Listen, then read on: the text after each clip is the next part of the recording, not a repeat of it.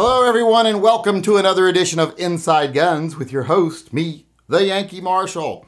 Today I want to talk about Biden and what he plans on doing about the massive rise in gun violence in this country. Because you know he's supposed to be doing a report today, or actually a speech today, about what he's going to do about this.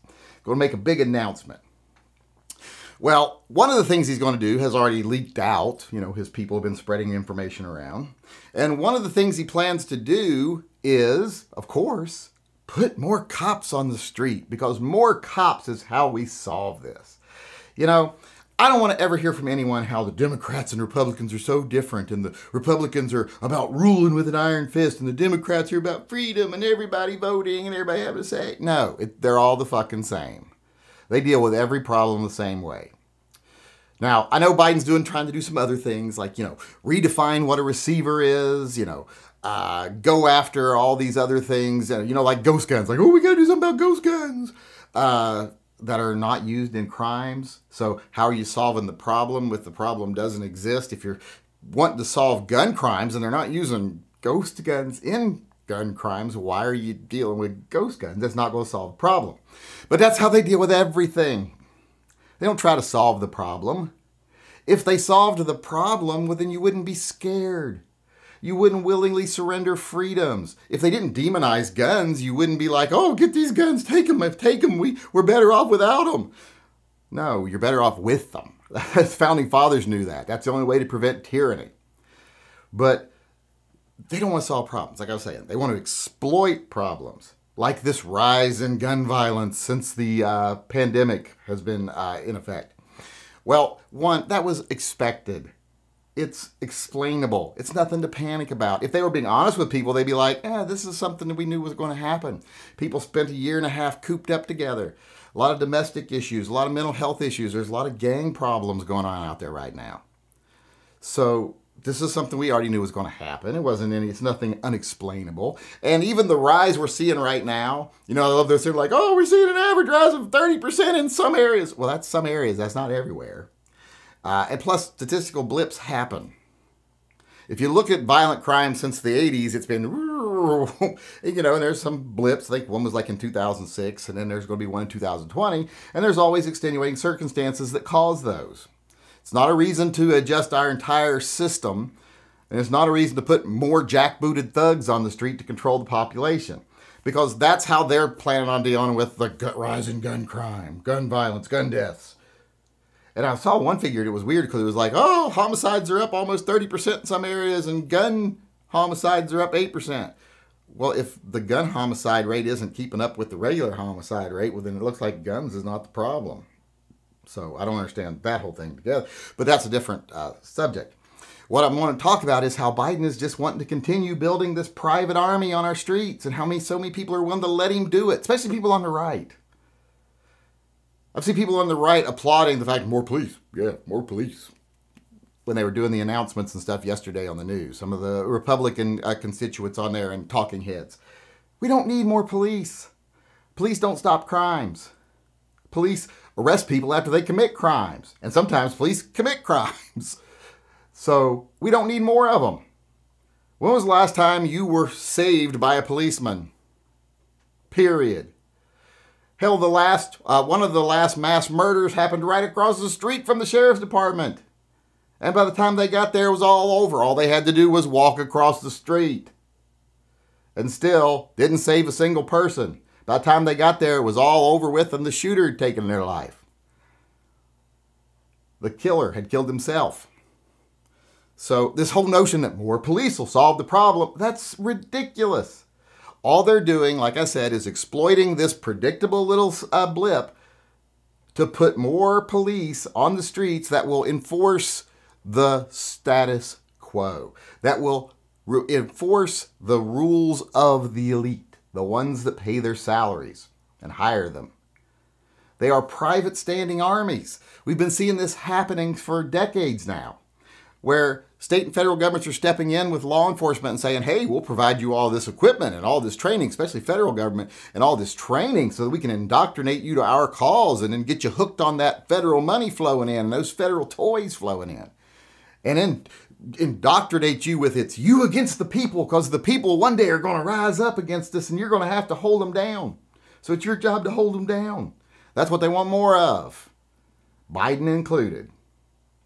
People would say, like, when Trump would do stuff like that and Bush and blah, Biden's doing it too. There isn't a politician out there that doesn't let a tragedy go unexploited. Because we know how we could solve the problems, especially the rises we've had recently. The way we could solve the rises we have right now is just write it out and prosecute people because it's a temporary blip. But the problem as a whole, which, like I say, has been trending down steadily since the 80s, the way we could deal with most of what we have remaining is mental health care, family counseling, better educational opportunities for everyone, better job opportunities for people. You know, if we combated poverty and mental illness, we'd get rid of the vast majority of it right there. Then if we got rid of the drug war that took away the financial incentive for a lot of the gang activity, we would solve a lot of the problem. If we had after-school programs and educational programs and just other things like that so that kids had a place to go other than the gang after school because they don't have any parents at home that give two shits about them. If we had those things, we would actually start solving the problem. But the only problem is, if you solve the problem, the people in power don't get to justify their existence, and they don't get to justify growing their power. And that's what they're doing with this whole more police thing. And it saddens me whenever I see people on the right that are always so willing to jump on that more police, yay, bandwagon. And isn't Biden and his group the same people that were saying, we need to reduce police departments, we need to reduce their power, we need to blah, blah, blah. And then they talk that garbage to get votes. And then the first chance he gets, more police. We're going to use federal funds to hire more police. We're going to use pandemic money and money that was set aside to help communities recover from the pandemic. We're going to use that to hire more police instead of actually helping small business and helping people get jobs and helping this and helping that and providing mental health care and family counseling. Instead of doing that, we're going to hire more police. So we'll have more jackbooted thugs to press their thumb on your neck when if you think about getting out of line. You know, we'll have more boots on the side of your head because that's what they want. And that's what law enforcement's become in this country, unfortunately. It is a standing army that is deployed 100% of the time. If people rise up, well, the government has to bring the National Guard together and actually get them out there. And that takes time and effort. And sometimes they might not want to do it because they might think the people are right. But if you've got a police force that's there already, that's just itching and willing to line up in a line with their billy clubs and their ARs and their tactical gear and just make a show of it because I got into this job to crack heads and I'm just itching to do it. Those kind of police, which is what we're seeing more and more of these days, that's the problem. Those people can be deployed instantly because they're already there. In fact, they can take you before you even start an insurrection. You know, they can't activate the National Guard to go in and take care of a dissident that they think might be causing trouble, but they can arrange for the police to find something at their house real easy. So this pisses me off. This pisses me off more than any of the anti-gun stuff. Because the anti-gun stuff, at least we get behind it as a community and we fight it. And we have the Constitution on our side. But this private jackbooted army that they keep building, too many people in the gun community and on the right keep cheering them, waving their little desecrations of the United States flag, the Blue Lives Matter flag, and just cheering every time they hire more of them. And they always look the other way 90% of the time when the cops do something wrong. Because for some reason they fucking lick their boots. I don't understand it. People that supposedly believe in freedom and independence and self-reliance, the main group of people in this country that are there to not make it to where you have to rely on yourself for protection, that you have to rely on them to defend you, the ones that most infringe upon your freedoms and your rights, the ones that are most likely to come and take away your property and your freedoms, for some reason they just put them on a pedestal and worship them. I don't understand it, but it happens. So I just wanted to point that out today. One of the things we need to be really worried about is this massive buildup of police, because Biden's trying it now. And remember, we kept hearing Trump, we need more police, we need more police, we need more police. We don't need more police. We live in a society where crime has been steadily declining. We need to deal with our real issues. But like I said in another video, they don't want to deal with the real issues, because if they dealt with real issues, they wouldn't be able to justify their existence, and they wouldn't be able to justify their little pet projects like their private army. So they continue to ignore the issues, and then they don't have to say, well, it's my fault because I didn't solve the problem. They can just go, it's those guns. It's guns are the problem. That's why they'll never, ever deal with the real issues until the guns are gone. Until they get your guns, they're not going to try to solve real problems, because those real problems give them reason to take your guns, and they want to take guns first. So they need the problems to continue, they need a large standing private army, and they need people to actually be afraid. So that's their game plan. I hope people can see through it. And I hope people on the right will stop this ridiculous worship of police. It's pathetic. Because right now, we need to start dealing with real problems. Because if we dealt with mental health, etc., like I said, we could solve most of the problems in this country. We got rid of the war on drugs. We could solve most of the problems in this country. We don't need more police. We need more free-thinking people who understand that we have a diverse society. We're going to have differences, but we need to have equality as far as opportunities. We need to have mental health care. We need to have things that help people, not more people to hold you down and to oppress you, especially not using our taxpayer dollars. So basically that's all I have to say. I just hope people wake up, because this problem is getting worse and worse, and there's no justification for it. There's no reason for people to be scared. There's no reason for more police, and there's definitely no reason to demonize guns, but politicians are going to continue doing that because guns are their great scapegoat, the thing that they can blame their failures on. And don't let them keep doing that. Let's start holding them accountable. Tell them either fix the problems.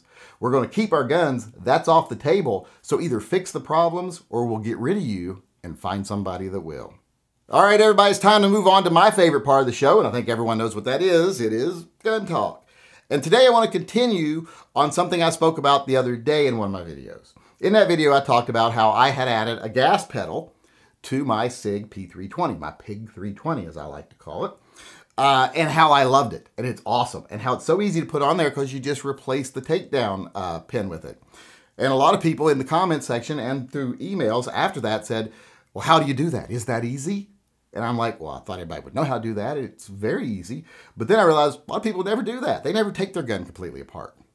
They never take the FCU out of their PIG 320. So I thought I'd do a little video today showing you what you need to do if you want to install one of these gas pedals on your P320 or other guns. Okay, first thing you need to do is get one of the gas pedals. This is from Go Gun USA. This is the gas pedal for the P320 models. So I'm gonna go ahead and get this out here, put it on the gun. I got this one here from Amazon with 2-day shipping, so got it very quickly. But here's the actual piece. So I'm gonna go ahead and get it on the gun and show you exactly how easy it really is. All right, first thing we're gonna do is take the slide off here, just disassemble the gun.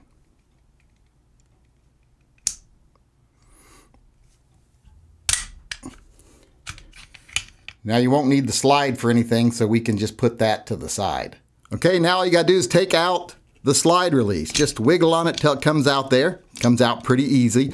I've never been able to determine where exactly it is you're supposed to have it to get it out. I just wiggle it till it comes out. But as you can see, really easy right there. Now all you have to do is put in the little gas pedal here. It just takes the place of your actual slide stop. Get it in the first part, then maneuver it through the hole on the other side, and boom, it's on. It's that easy. Now it should stick out just a little bit here from the side of the frame. You don't want to try to push it down flush because it ain't going to go. Because if it did, it would be rubbing against the side of the slide and it wouldn't work. So just be aware that that little gap right there is normal. There's a gap right there between your takedown lever too, your normal stock one. So don't worry about that. Now let's just put the slide back on it. Put the mag back in. And there you have it, mission accomplished. That could not possibly be easier. I just don't know any way they could make it easier than that. So if you're wanting to put one on your P320 or other guns that they make them for, I know they make them for the P365, the Springfield XDs.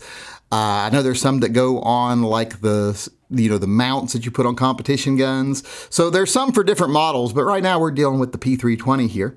So if you're looking for one for your P320 and you want to put one on, but you're afraid, ooh, I'm not very handy, I don't like to do stuff like that, this is no more difficult than just taking your gun apart to clean it. So if you can take the slide stop out and disassemble the gun, well, then you can install this gas pedal from Go Gun USA, because it really is just that simple. So as you can see, super simple. I mean, anyone can do it. When I said anyone can do it, I meant it. So if you're wanting one of these, go ahead and get one, because putting it on takes a matter of seconds, and pretty much any skill level can do it. All right, everybody, I want to end the show today, as I have been over the last week or so, with an update on our fundraiser we're doing right now. If you're not aware, we're doing a little fundraiser where we have people go over and donate to animal charities every day. And every day, if you donate $5, you get an entry into a drawing for that day. And that day, we give away one of the very exclusive TYM Pistol Project hats. All you got to do is go over to TYMPistolproject.com, donate $5 or more. For every $5 you donate, you get one entry for that day. So if you donate 20, you get 4 entries for that day. And then during the live chat, we draw a name. That person gets one of the very exclusive hats. There's only 12 of these things, so they are very exclusive. But I wanted to say today that I am extremely amazed at what we've done. And it never ceases to surprise me what my viewers can do when we all pull together. I don't know why it continues to surprise me. By now, I should be used to it, but it still surprises me how much we accomplish. When we started this, we were hoping that over the whole course of the giveaway, of the fundraiser, we could raise enough money for Max to get his surgery. Well, we did that. Max has his surgery. He's recovering. So then we moved on to another dog, Natasha, and I hoped we could raise enough money for her. We did. Her surgery is scheduled. She's already on her treatments, and she's going to be taken care of. And then I thought, well, maybe we can even move on to a third dog. So we brought Stevie into the mix. You know, Stevie's got some severe skin conditions, and he's been neglected, and he needs to be taken care of. And I thought, well, maybe we'll raise a little money for them. And we've already got $1,000 for Stevie. And hopefully we'll double that before we're done. But one of the main reasons we have $1,000 for Stevie already is because of Edgar C. and I don't know if it's Louis or Luis F. They both made large donations again.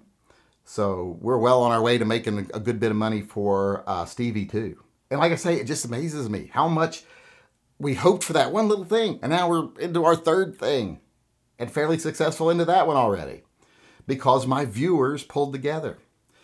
And this is a small channel. I keep my channel small. I think everyone knows I don't try to grow my channel. I want to be a certain size. And look at what we can do. Imagine what big channels like Military Arms Channel and them could do if they cared more about the community than they do their own selfish self-interests. Just imagine what a channel that size could do. If this channel... And that's not me. Believe me, I'm not patting myself on the back because I'm not doing this. You're all doing this. That money that comes into Patreon that pays our monthly donations to animal charities, veterans charities, and donations to other gun channels, and the money that comes in through special events, that's all your all's money. You're all the one doing it. I'm just the facilitator because I have an audience. And imagine what these channels could do that have huge audiences if they actually cared more about that than showing the next item for sale that they're getting a percentage of, or promote the next political tragedy or, that they're going to profit off of. But they don't do that. I wish they did, but most of them don't. They won't even promote channels that do because then people start asking them, why aren't you doing it? So fuck all them because we've shown what you can do when a group of people come together for a common cause, even a small group of people like the viewers of my channel.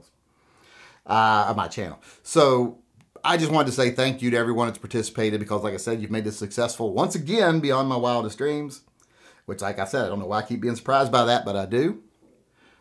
Mainly because I think I talk to a lot of you all every night in the chat, so judging on what we all talk about and the intellectual level of our conversations, usually it's surprising that most of us can tie our shoes. but we really do some good, I think. So thanks to everyone that's participated. If you haven't participated and you want to, please go over to TYMPpistolproject.com, donate, be in the running. We got 4 more hats to give away, 1 today and then 3 more days. And then we'll be done. And I do want to raise some more, hopefully over the next 3 or 4 days. So if you haven't participated or you have participated and you want to have another chance, go on over, do it. But please don't give more than you can afford. Don't make it a hardship on yourself. I'm not a televangelist. I'm not going to be like, give till it hurts. Now, maybe if I was using the money to pay my own Lamborghini payments in for a mansion like they are, I would be like, give your grandma's money to me. Go get in her purse. Because I'm not above that. But the money's not going to me. It's going to good causes. So only give what you can afford. Don't put yourself in a financial bind. Always take care of yourself and your family first. But like I said, thanks to everyone that has participated and thanks to everyone that will participate because like I said, once again, we have exceeded my wildest expectations. All right, everybody, that's our show for today. I hope you enjoyed it and I hope you come back again tomorrow. Until then, I just want to sign off as usual by saying, as far as the state of the world today is concerned, it is what it is. It could be worse, but it could also be better. And what it will be if we continue to ignore the fear-mongers, the profiteers, the self-serving manipulators and propagandists, the people that want to control you and get your money.